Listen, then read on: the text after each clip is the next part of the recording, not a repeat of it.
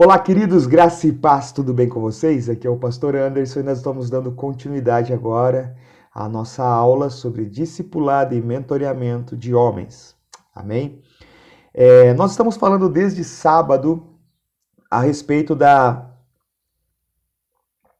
hombridade espartana. Ontem eu postei o vídeo, você pode procurar ali, aí no nosso YouTube, se você chegou direto nesse. Você pode procurar aí no nosso YouTube, aí no nosso canal do YouTube, que você vai ver o vídeo de ontem, que é a introdução do que nós estamos falando.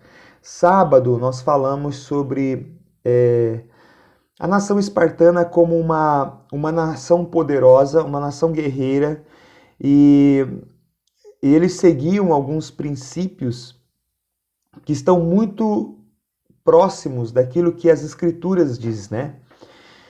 E eu creio que foi isso que levou Esparta a se tornar uma nação, uma das nações mais poderosas que existiu, uma nação fortíssima em guerras, em guerra, né, nas batalhas.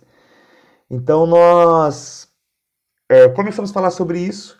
Ontem eu fiz a introdução do assunto, falei sobre é, o reino de Deus, que ele não é conquistado de uma forma simples, você precisa ser forte para adquirir, para conquistar o reino de Deus, né? E isso nos leva a entender que precisamos ser fortes, precisamos ser uma nação forte, precisamos ser uma geração forte para que a gente possa alcançar o reino de Deus, né? Como eu falei sábado e falei hoje, falei ontem no vídeo, vou repetir novamente, esses vídeos que eu estou gravando, né? Ele é para a nossa comunidade de fé, para o grupo de homens da nossa comunidade de fé. Porém, ele é inspirado em alguns pastores e até mesmo alguns historiadores que falam sobre a nação de Esparta. Se você quiser procurar no YouTube, tem, por exemplo, o pastor Anderson Silva, que ele teve mais ou menos, acho que uns 140 episódios falando sobre cada princípio espartano, que eles viviam muito de acordo com as escrituras, muito de acordo com as escrituras. Então você pode procurar, recomendo, e você vai ser edificado também, tá ok? Vamos lá. Lembrando vocês que esses vídeos que eu estou gravando, ele é com o propósito de despertar os homens dessa geração, principalmente os homens da nossa comunidade de fé, a comunidade de fé que nós pastoreamos aqui em Jaraguá do Sul, despertá-los a viver para ser para ser forte nesse tempo, né? O Senhor tem falado muito comigo nesse tempo que nós só teremos uma sociedade forte se a igreja for forte. A igreja só vai ser forte se as famílias forem fortes. E as famílias só serão fortes se os homens forem fortes, né? Então existe um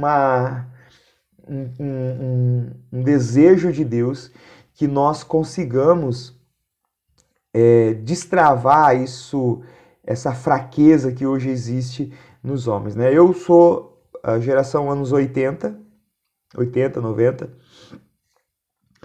e eu acredito que nós somos a última geração, aqueles que nasceram em 80, a última geração que foram disciplinados, né, ou ensinados com, com autoridade. Porque até metade dos anos 90, as gerações as crianças que foram nascendo, 2000, elas já vieram com essa questão muito forte de direito das crianças, direito... Né? Na minha infância, na minha época, eu não tinha direito a nada, eu tinha direito de ficar ali quietinho do lado dos meus pais, né? Então, eu acredito que essa geração nova que está nascendo, ela é uma geração que ela desconhece a autoridade, ela desconhece o princípio da autoridade. E com isso, essa geração ela tem nascido de uma forma, ela tem se tornado fraca. Claro que não são todos, existem aqueles pais que conservaram, né, essa forma de disciplina, onde os filhos têm regras, onde os filhos não fazem o que querem, os filhos eles têm os direitos, mas eles têm deveres também, e os deveres estão acima dos direitos, né? Hoje que nós vemos hoje é que as crianças crescem, aprendem na escola já, que os direitos dela vêm antes dos deveres. Não, os deveres vêm antes dos direitos. Então, se você cumprir os seus deveres, você vai ter direito de algumas coisas. Foi assim que eu fui criado com os meus pais, né? Me orgulho da disciplina que eles me deram, dos ensinos que eles me deram e da forma que foi. Na época eu ficava triste, mas hoje eu entendo que tudo aquilo serviu para construir o meu caráter, construir aquilo que eu sou. E como nós estamos em eminência de uma geração de homens aonde tudo foi feito a favor deles, né? Isso resultou hoje numa situação que nós vivemos onde os homens se tornaram frágeis.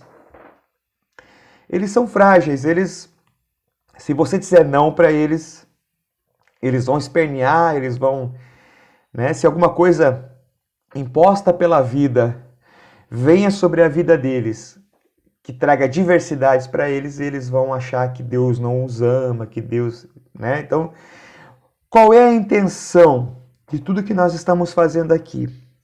A intenção é despertar esses homens a viver plenamente o propósito de Deus. E o propósito de Deus para um homem não é ser frágil. Amém? Então nós estamos buscando aí uma restauração da masculinidade humana, para que os homens possam vencer essa condição que eles aprenderam a vencer, né? É muito comum hoje, como eu sou pastor e cuido de muitas famílias, é muito comum a gente ser chamado para resolver questões bobas dentro dos lares, né? Então, coisas simples que se resolve com diálogo, né? E se pega uma proporção, uma coisa terrível. Então, esse é o propósito. A nação de Esparta, eles eram homens de verdade. Podiam não servir a Deus como nós, mas eles eram homens de verdade e eles tinham princípios que eles seguiam fielmente esses princípios, né? Então a minha intenção aqui não é dizer o seguinte, você pode ser pagão desde que você siga os princípios. Não, a minha intenção aqui é dizer assim, que uma nação, mesmo sendo pagã, seguindo os princípios corretos, ela pode obter vitória na sua vida, né? Como eu falei no vídeo passado e também falei no sábado passado, alguém pode não servir a Jesus, mas honrar o seu pai e sua mãe, ele vai ter longa vida na terra e ele vai ser bem sucedido, porque essa é a promessa daquele que honra seu pai e sua mãe, ok? Só que claro que se ele não serve a Jesus, não tem como ele obter salvação. Então, não basta você viver bem na terra, entendeu? Você precisa viver bem na terra, mas alcançar a vida eterna. Amém? Então, diante disso, nós vamos dar continuidade, então, nesse estudo que nós estamos dando sobre a hombridade espartana. Esse é o tema. Falamos na aula passada sobre a importância de você conquistar o reino de Deus, e para conquistar o reino de Deus, você não pode conquistá-lo de qualquer jeito, né? O reino de Deus, ele é conquistado à força, e só os mais fortes se apoderam dele. E nós falamos que tudo aquilo que vem sobre você durante a sua caminhada de fé, porque Jesus nunca nos mentiu, né? A gente diz assim, se você servir a Jesus, você vai ser feliz. Não, Jesus não prometeu isso. Jesus falou, nesse mundo vocês vão ter aflição, mas o exemplo sou eu. Eu venci, vocês podem vencer também. Isso foi o que Jesus falou. né? Então, e todas essas aflições, essas angústias que nós passamos, que nós temos na nossa vida, tudo isso serve, queridos, para que Cristo seja construído em nós, né? Eu citei Romanos 8:28, que diz assim: sabemos que todas as coisas contribuem juntamente para o bem daqueles que amam a Deus, daqueles que são chamados segundo o seu propósito. Os que de antemão o conheceu, também os predestinou para serem conforme a imagem de seu Filho, a fim de que ele seja o primogênito entre muitos irmãos, né? O 29 fala isso. Então, tudo que está acontecendo é para construir a imagem do Filho de Deus em nós. Amém? Então, todas as circunstâncias, todas as situações, tudo aquilo que está passando serve para que Cristo seja construído em nós. Amém?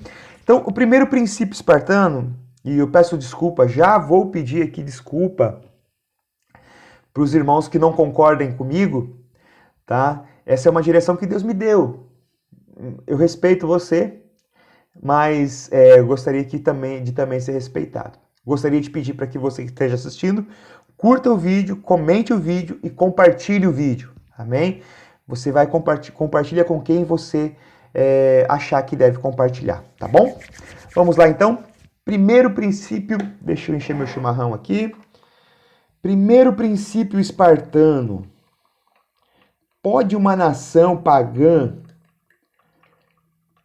nos ensinar princípios? O que vocês me dizem? O que vocês acham? Pode uma nação que não serve a Deus, ela nos ensinar princípios poderosos? Olha o primeiro princípio que um espartano precisava ter para que ele pudesse ser um guerreiro. Ó, se você assistiu o filme 300, eu gostaria que você estivesse assistindo aqui, me vendo aqui, assista o filme 300, se você já assistiu, tranquilo, mas se você não assistiu, assista porque é um filme fabuloso, tá?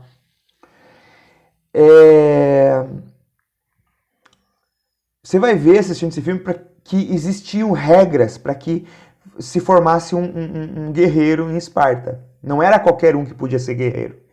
Existiam princípios que eles precisavam seguir, né?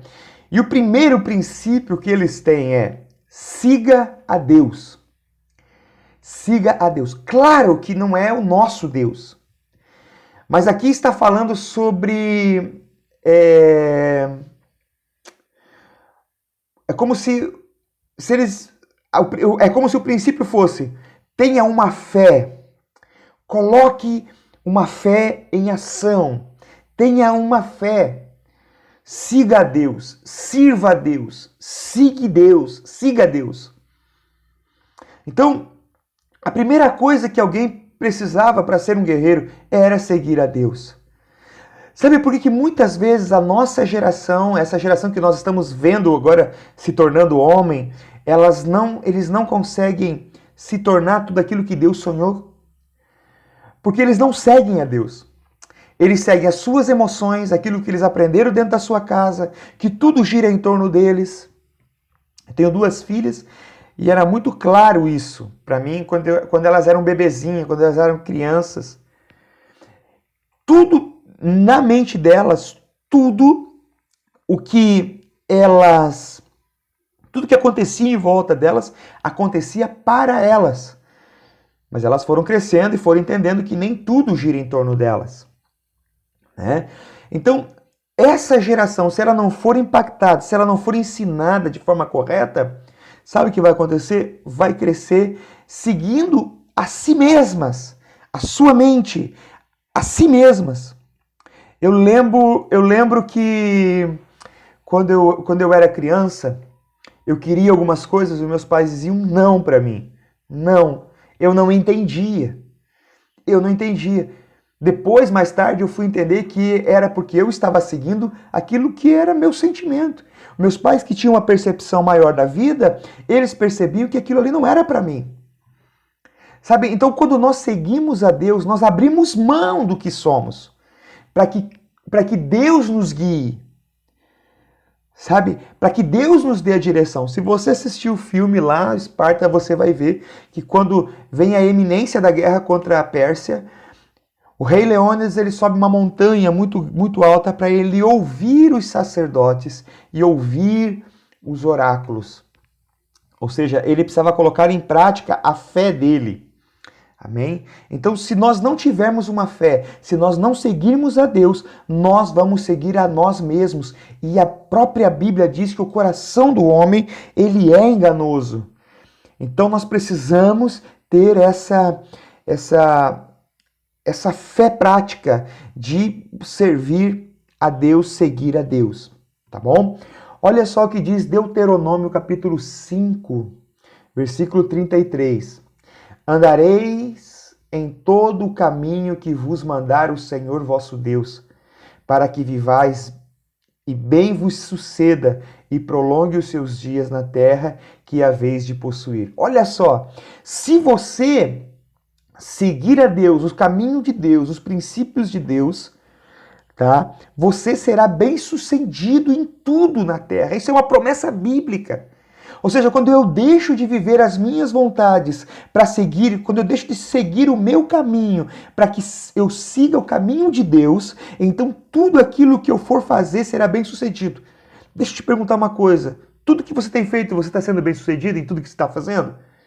Porque se você não está sendo bem sucedido em tudo que você está fazendo, corre um risco muito grande de você estar fazendo a sua vontade e não a vontade de Deus. E não a vontade do Senhor. Então, o que eu quero dizer para você? Nesse momento, queridos, largue as suas vontades e siga a vontade de Deus, que tudo vai dar certo na sua vida. Amém? Deuteronômio também, capítulo 31, versículo 8, diz assim: O Senhor, pois, é aquele que vai adiante de ti, ele será contigo e não te deixará, nem te espantará, nem te desamparará, não temas, nem te espantes.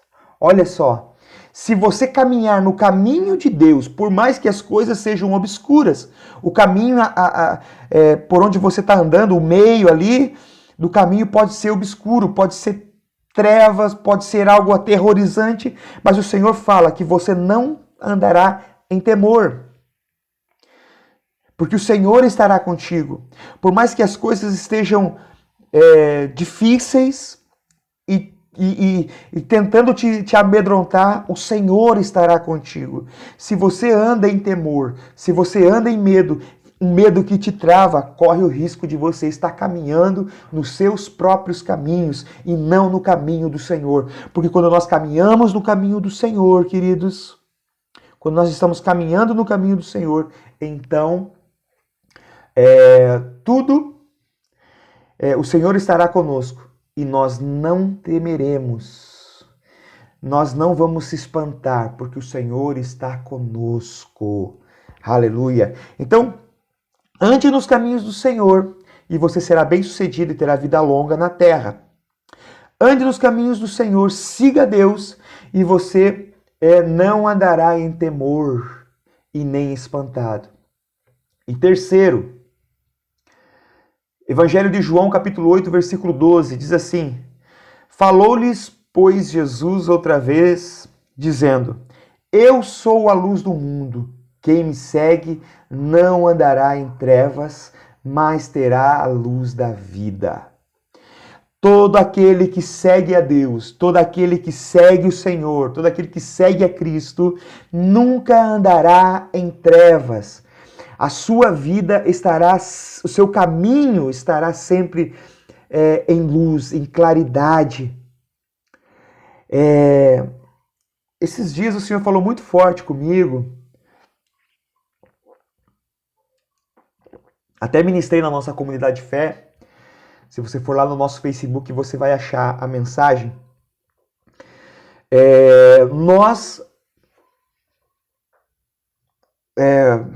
Gênesis capítulo 1, na verdade, né? Gênesis capítulo 1 fala assim: E no princípio criou Deus os céus e a terra, porém, estava sem forma e vazia. Alguma coisa aconteceu que deixou a terra sem forma e vazia. E a Bíblia fala que havia trevas, e o Espírito de Deus se movia sobre a face das águas. Então disse Deus: haja luz, e houve luz, trouxe clareza a tudo que tinha ali. Quando tudo está no escuro, né? Eu até usei um exemplo, vamos pegar aqui dentro da nossa igreja, apagar todas as luzes, antes dar uma vassoura para cada um, apagar todas as luzes e nós vamos tentar limpar a igreja. Quando nós acendermos a luz, nós vamos ver que os cantos vão estar sujos, que os cantos ainda vão ter coisas que precisavam ser dedicado mais tempo para limpá-lo, para cuidá-lo, para cuidar dele. E não foi feito assim. Então, o que eu entendo? Que a luz permite que a gente enxergue tudo. E Deus não quer que nós andemos em escuridão. Se nós seguirmos o Senhor no caminho, o caminho do Senhor, né? O caminho que é o próprio Senhor, né? Jesus diz, eu sou o caminho, a verdade e a vida. O caminho que Ele é um caminho de clareza e não de trevas. Amém? Então, siga Deus. Olha o princípio espartano, coloque a sua fé em ação. Siga a Deus. Quem seguir a Deus será bem-sucedido em tudo que fizer. Quem seguir a Deus não andará em temor, e quem seguir a Deus não andará em trevas. Deixa eu te perguntar uma coisa. Você está sendo bem-sucedido em tudo que você faz? Você anda com temores, com medo, com alguma coisa nesse sentido? O seu caminho é obscuro ou é um caminho de clareza? A resposta para essas 3 perguntas está em você segue ou não a Deus?